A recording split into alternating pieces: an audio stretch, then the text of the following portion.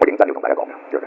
第一個做人真係要識得理財先得。呢個咧，你如果一個好叻做嘢嘅人咁樣，咁呢個唔使講啦，呢啲咁嘅人。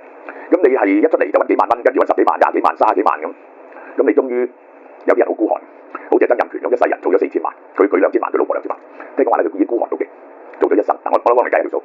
你如果2萬幾蚊人工，你出嚟做30年嘢㗎嘛，你20幾歲做到60歲30零年嘢啦，臨到尾10幾萬人工我當你拉勻就60萬一年，咁就1800萬咁啫。喂，呢個係要計埋通脹落去喎，30幾年嘅通脹，即係折翻轉頭咧，即係而家嘅700幾萬。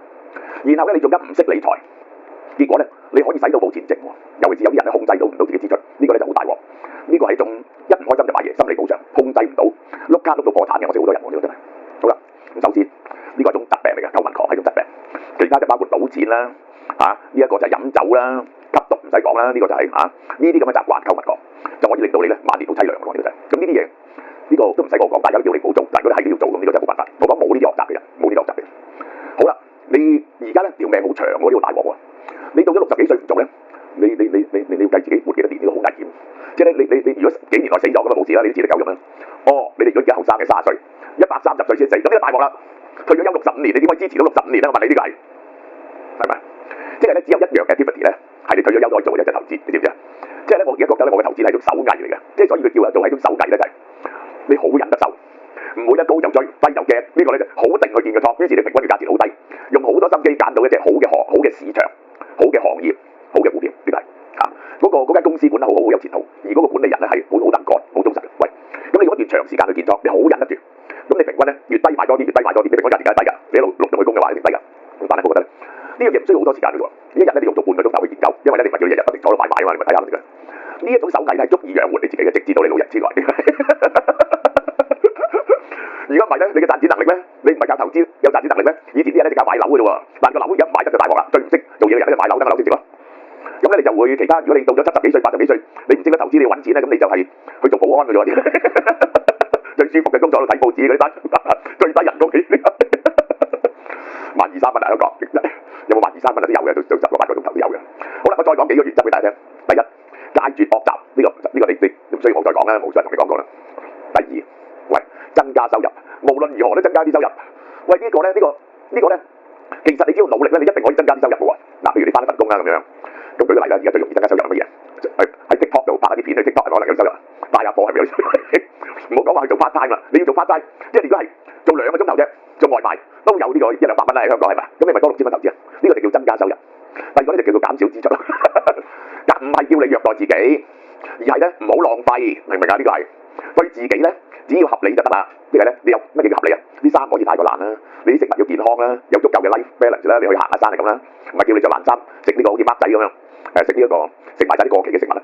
嗱，孖仔一個好好嘅例子，佢咧就盡量慳，但係咧佢唔意圖揾多啲外快喎，佢除咗嗰陣時就去想喺地下度執到錢之外咧，執散紙啊，自從有咗8達通之後咧，佢呢個兼職就失敗咗嘅。佢冇去額外揾多啲錢，我打講嗱，仲有啲嘢嘅，仲有啲工係可以用啲銷售啦，有啲係咪？有啲 sales 有 commission 嘅嘛，有啲產品，你如果肯努力去做咧，一定可以揾到少錢，有減少浪費。我舉個例，你1個月啊，有點都有20%儲低做人，係咪啊？你本來去2次旅行嘅，你去少1次，去1次，咁你1年咧就你有700萬蚊啦。咁有緊要啊！呢700蚊我話俾你聽啦。如果你而家開始投資啊，我簡單啲講俾你聽啦。我嗰個Interactive Broker account，我因為我投資得好慢啊，我係其實喺呢2-3個禮拜先多少投資。買咗落去嘅錢到而家賺咗15%。喂，呢一個咧就係即係就算有風浪up and down啦，其實如果你係咁樣去投資，我保證你到咗你退休嗰時咧，你啲錢多咗幾倍，而且退休嗰時你可以繼續揾落去。呢個好緊要，明唔明啊？冇個錢喺袋度咧，你係一啲安全感都冇嘅。尤其是咧，我都唔知啊，到你哋我假設你40歲啦，如果將來有130歲命點算？呢個係。而且咧，而家呢個機會啊，係Donald Trump呢個機會係一個好好嘅機會，因為咧佢可能令到股市大跌啊嘛，大跌你先有機會揾大錢嘅嘛，係咪？呢個係你要睇到你有足夠嘅現金喺個大跌，掌握到個大跌，又買邊度？喺美國啊或者外國，咁你有機會做呢個唔再講啦。咁啊，第二點啊，我有幾個親友，唉，真係令我擔心到不得了，佢哋唔去街喎，日日喺屋企，然後咧就出街都驚，又自憐自嘆，又話咧自己點樣可憐法，個環境唔錯喎，有啲人嘅環境唔錯喎，但係咧就係即係陷入嚴重嘅憂鬱症，陷入嚴重嘅憂鬱症。其實你知道嘅，如果你係冇伴侶嘅話咧，你年紀大咗咧，嗰啲仔女都離開咗你啦嘛，係嘛？如果你同人際關係又搞得唔好，你覺得咧冇人理你喎，呢個世界係好危險嘅喎，你就越嚟越憂鬱嘅喎個人。於是咧你就開始唔去街。嗱，我阿媽咧係80幾歲開始唔去街，70幾歲仲係好容易去街嘅。但有啲人咧就70歲就唔去街㗎啦。你一日唔去去街咧，你一定染上憂鬱症，我話俾你聽。點樣可以唔染上憂鬱症？一染上憂鬱症咧，你覺得人生咧就冇晒樂趣，你嘅免疫能力就會降低㗎，你就好容易生 cancer。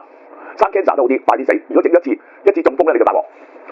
呢個我成日都咒人追逐嘅嘢，就咒人唔死啊嘛，即係呢個係中咗風癱喺個床度，啲肉都爛晒，50-60年咁樣，又冇人照顧咁樣點算咧？呢個係想自殺都冇力自殺，呢個好大鑊喎，呢個係。即係咧，我講點樣去防備呢種心態咧？你一定兩點，第一，你一定要對佢有保持一啲赤子之心，即係咧對個世界好奇先得㗎。即係好似我咁，我對個世界不停好奇㗎。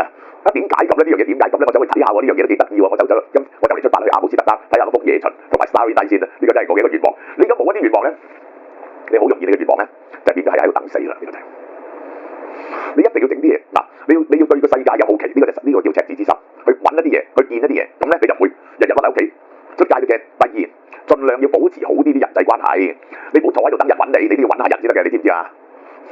呢個係好重要嘅，係咪啊？要參加一定要有 social activity 嘅，冇 social activity 咧，你就會陷入長期嘅憂鬱㗎啦。呢個就係好啦。另一點，有冇發現呢啲人咧？我應該點講啊？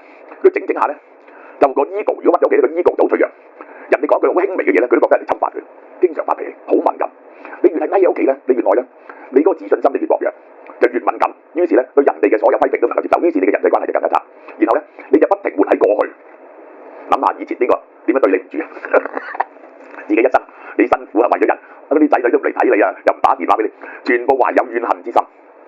我係睇住好多人陷入咗呢個我同輩嘅人陷入呢個 vicious cycle 入邊，明唔明啊？呢個解決嘅方法係兩樣嘢嚟嘅啫，一個就係對人嘅體諒，即係咧，即係仔女梗係啦，佢好忙啊嘛，你體諒佢要湊仔女啊嘛，而家湊仔女，我以前有仔女啦，我有對我爸爸媽媽，喂而家湊仔女啊，要用嘅 attention 嚟多過以前我爸爸媽媽湊仔女嗰時好多噶嘛，嗰時係放養啊嘛，啲細路係，而家啲細路咧係真係要萬真嘅，即係呢啲咧，我哋孔子有講啊，益者三有，有直有量有多物，呢個就叫有量，你係有 empathetic 嘅對人哋有 empathetic 嘅解釋，唔好作對人哋所有嘢作出敵意嘅解釋，明唔明啊？第二，唔好活喺過去，以前諗多啲人哋嘅好嘢，唔好諗多啲人哋衰嘢，你坐喺度咧好容易咧越諗越多人哋嘅衰嘢，呢個就係你懷念住呢啲咁樣嘅仇恨之心，唔能夠原諒人。活喺仇恨入邊咧，只不過咧你仇恨，你唔係揾到個公仔嚟作法毒死佢啫嘛，你唔會整死佢啫嘛。嗰個嘢你仇恨佢，嗰個嘢唔會傷咗啦，你喺度懲罰緊你自己，你明唔明啊？所以我而家對冇人有仇恨㗎，包括陶傑在內我都冇仇恨嘅。所有人我都體諒嘅，其實對所有人我都有同情心嘅。